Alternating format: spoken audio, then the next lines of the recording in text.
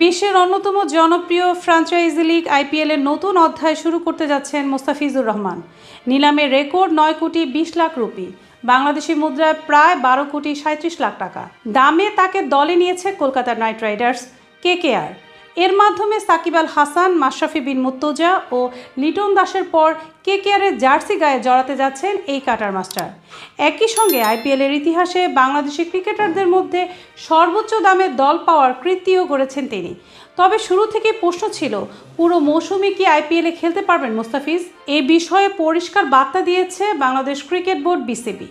Cricket operations কমিটির chairman Nazmul Abedin Fahim জানিয়েছেন, মোস্তাফিজকে পুরো আইপিএলের জন্য এনওসি দেওয়া হয়েছে। তবে ব্যতিক্রম হিসেবে নিউজিল্যান্ডের বিপক্ষে আসন্ন সীমিত ওভারের সিরিজে খেলতে তাকে দেশে ফিরতে হবে।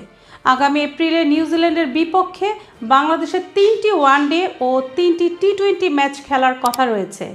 ফাহিমের ভাষায়, নিউজিল্যান্ড সিরিজের 3 ওয়ানডের সময় মোস্তাফিজ দেশে থাকবে। ওই সময়টা প্রায় 8 দিনের।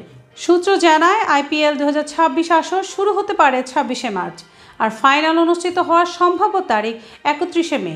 সব মিলিয়ে সংক্ষিপ্ত বিরতি ছাড়া কেকেআরের জার্সিতে প্রায় পুরো মৌসুমে দেখা যাবে মোস্তাফিজকে, যা নিঃসন্দেহে বাংলাদেশি ক্রিকেট ভক্তদের জন্য দারুণ সুখবর।